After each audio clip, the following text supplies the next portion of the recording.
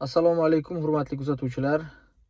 Bugun 18-yanvar biologiya fanidan milliy sertifikat imtihoni birinchi smenasi yakunlandi. Aynan mana shu milliy sertifikat imtihonida o'zim ham qatnashdim, ko'pchilik o'quvchilarimiz ham qatnashdi. Endi imtihon haqida taassurotlar, savollar darajasi qanday, shu haqida biroz gaplashmoqchiman sizlar bilan. Biologiyadan tushgan 32 gacha bo'lgan savollar haqida gaplashamiz dastavval. 1dan 32 gacha bo'lgan savollar juda ham chiroyli tuzilgan, kuchli nazariy bilimni talab qiladi va 1dan 32 gacha bo'lgan masalalar orasida, savollar orasida bitta masala ham bor edi, kumulyativ polimeraga doir. Keyin 33dan 40 gacha bo'lgan savollar haqida gaplashadigan bo'lsak, 33dan 40 gacha bo'lgan savollar ichida 33, 35 DNK ni savoli, 36larda energiya almashinuvidan savollar, mikrosporatsit ochiq urug'li o'simlikda savol berilgan, 39-40 savollar genetika masalasi edi. Xullas, savollar saviyasi juda ham yaxshi. O'tgan safargi milliy sertifikat imtihonida ham qatnashgan edim. O'quvchilar tomonidan o'ylab qarasa, bu safargi milliy sertifikat imtihoni bir oz murakkablashgan. Endi bu murakkablik kimga qiyinchilik tug'dirmaydi. O'sha nazariy bilimi kuchli va masala qismini juda ham yaxshi o'zlashtirgan o'quvchi bo'lsa, deyarli farq sezmaydi. Lekin 39-40 savollarda ham yetarlicha vaqtni oladigan masalalar berilyapti va asosiy faktor vaqt bo'lib qolyapti. Vaqt asosiy faktor bo'lishiga sabab matematika hisoblanadi va test markaziga juda ko'p shu taklifni berganmiz o'quvchilarga, oddiy kalkulyator berish kerakligini. O'shanda o'quvchilarga vaqt muammosi sal kamayardi. Berilgan vaqtda to'liq savollarga ulgurish mumkin, lekin hamma o'quvchilar unday qila olmaydi. Siz juda ham tezkor bo'lishingiz kerak, nazariy bilimingiz kuchli, matematika o'ta yuqori darajada, tez fikrlay oladigan qobiliyatga ega inson bo'lsa, sizga vaqt to'liq yetishi mumkin. Lekin bu foizga olinsa, nisbatga olinsa, misol har 100 ta talabgordan bittasi shunaqa bo'lishi mumkin, balki undan ham ko'proq. Shu tarafdan savollarni tuzayotgan ekspertlar vaqt masalasi bilan qiyosiy nima qilishsa yaxshi bo'lardi. Ya'ni mana shu ekspertlarning o'zlari mana shu darajadagi savollarni, umuman ko'rmagan savollarini yana ishlay olishadimi shu vaqtda? Ana shu eksperimentni o'tkazishsa yaxshi bo'lardi. Endi o'quvchilar tomonidan o'ylab gapirish kerak. Endi biz o'qituvchilar bu vaqtlarga bir necha marta qatnashyapmiz. O'sha vaqt taqsimoti, matematik amallar, bu bo'yicha taktikalar bor. Biz ulgurishimiz mumkin, lekin respublika bo'yicha qatnashayotgan har bitta yosh avlodni ko'nglida bir umidi borki, mana shu milliy sertifikatdan 100% natija ko'rsatish. Lekin matematik tezkorligi o'rtacha bo'lgan o'quvchi biologiyasi juda ham kuchli bo'lsa-da, ulgurishi qiyin masala. Vaqt masalasini o'ylab ko'rish kerak, kalkulyator berish kerak, yo kalkulyator berib vaqtni o'ziday qoldirsa ham yetishi mumkin. Chunki ayrim masalalarda raqamlar notekisroq, ko'paytirganda bo'lganda sal vaqtni oladigan ishlar bilasiz, lekin biroz vaqtingizni o'g'irlaydi. Bu ayniqsa yozma ish masalalarida ko'rinadi. Darvoqe yozma ish haqida gaplashadigan bo'lsak, 41, 42-si kutilganidek genetika savollari tushdi. 41da Kressingover yo'q, faqat komplementariyadan faqat ko'p genlar ishtirok etgan.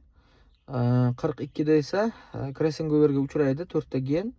A va B genlari da Kressingover bo'lmaydi. Qolgan B, D, R genlarda deylik cross uchraydi. Nazariy Kressingover foizini va koinsidensiya koeffitsiyentini bergan. U orqali amaliy qo'sh crossga o'tib 4% chiqadi. Keyin undan qo'sh crossdan hosil bo'lgan gametalar foizi, yakka crossdan hosil bo'lgan organizmlar gametalar foizi va nokrosslar foizini qo'yib turib, keyin penit kataklariga gametalar ko'paytmasdan so'ralgan avlodlarni deylik massa ulushi W kelib chiqadi va uni keyin 15 mingta avlod deyilganda adashmasam, unga ko'paytirib so'ralgan avlodlarning umumiy soni topiladi. Bu savollar ham yaxshi, ko'pchilik o'quvchilar ishlab biladi, lekin bunda ham menimcha ko'pchilikda vaqt muammo bo'ldi. 43-savol DNK ga doir, 43-savol ham biroz vaqtni yaxshigina oladigan masala o'quvchilar tomonidan o'ylab qaralsa. Oldinlari 43-masala nisbatan osonroq va nisbatan kamroq vaqtda chiqar edi. Bugungi 43 sal vaqtni oladigan DNK masalasi o'quvchilar tomonidan o'ylab qaralsa, Umuman olganda biologiyadan bugun o'tgan imtihon haqida aytadigan bo'lsak, savollarni deylik darajasi super darajada zo'r, masalalar ham zo'r o'ylab tuzilgan, nazariy maza qilib ishlaydigan savollar. Faqat ko'pchilik o'quvchilar aynan shu imtihonlarda qatnashib 100% sertifikatni olishi kerak. Endi bu o'quv yilidan yana bitta imkoniyat qolyapti o'quvchilar uchun.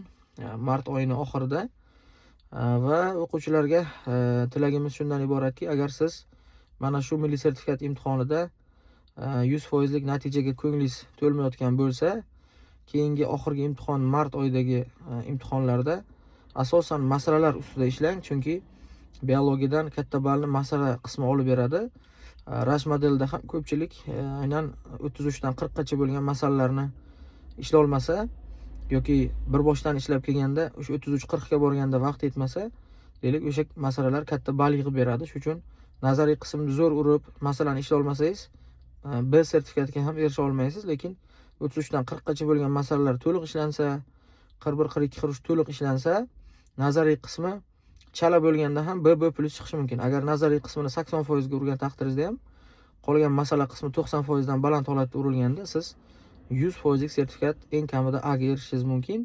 Demak, mart oyida kuchli nazariy takrorlash, yangi un biologiyani zo'r o'qish kerak.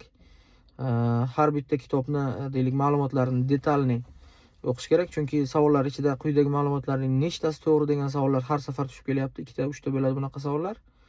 Ana shu savollarga to'g'ri javob topish uchun kitobni har bitta ma'lumotini deylik juda katta e'tibor bilan o'qigan, yodlagan bo'lish kerak. Ayniqsa yozma ish masalalar ustida ko'proq bosh qotirish kerak. Har doimgidek genetika 41 bilan 42 yozma ishda genetika tushib kelyapti. 43 da ba'zan ATF, ba'zan DNK almashinib turibdi. Demak, asosiy biologiyadagi ko'proq ball yig'ib beradigan masalalar mavzulari bu genetika, DNK, ATF va o'simlik hayvonlarda gametogenezni ham albatta qarab olish kerak. Mikrosporatsit, megasporatsitlardan har doim 36-40 orasida savollar bo'lyapti. Bundan tashqari nazariy savollar ichida mitoz, meyozning har xil fazalarida xromosoma, DNK to'plamlarini bilish har doimgidek talab qilinadi. Bugungi milliy sertifikat imtihonida botanikadan o'simliklar oilalariga doir savollar nisbatan kam, deyarli tushmadi desa ham bo'ladi, eslashim bo'yicha. Xullas, hamma o'quvchilarga omad tilayman. Agar puxta tayyorgarlik ko'rilsa, albatta A sertifikat olsa bo'ladi. Lekin vaqt masalasini juda ham e'tiborga olish kerak. Agar siz imtihon boshida sekin ishlasangiz, oxirida albatta shoshilib qolasiz. Shuning uchun boshidan o'sha shoshilib, tezkorlik bilan miyani joyiga qo'yib ishlash kerak. Endi shoshilib ishlash degani shoshilib xatolar qilish kerak emas. Ya'ni agar siz o'sha oxirida imtihon oxirida qanday tezkorlik bilan harakat qilasiz, mana shu harakatni boshidan qilish kerak demoqchiman. Ana o'shanda vaqt muammo bo'lmaydi. Va milliy baholash agentligidan kutib qolardik kalkulyator o'quvchilarga berishlarini. Yaqinda baholash agentligida o'qituvchilar bilan uchrashuv bo'lganda mana shu masala ko'rib chiqilayotgan ekanligini, ijobiy hal qilish ehtimoli katta ekanligi aytilgan ekan. Shuning uchun tezroq agar ijobiy hal qilinadigan bo'lsa, o'quvchilarga kalkulyator bersa, maqsadga muvofiq bo'lar edi. Hammaga omad. Mana shu milliy sertifikat imtihonida qatnashgan o'quvchilar, qaysi o'quvchilar ko'ngli to'lib, yaxshi ishlab chiqqan bo'lsa, ularga 100% sertifikat olishlarini tilayman. Qaysi o'quvchilar ko'ngli to'lmay agar milliy sertifikat imtihondan chiqqan bo'lsa, unda mart oyidagisiga puxta tayyorgarlik ko'rishni tilayman. Albatta keyingi milliy sertifikat imtihoni oxirgisi va mana shunda bor mahoratingizni ko'rsatishingiz kerak bo'ladi.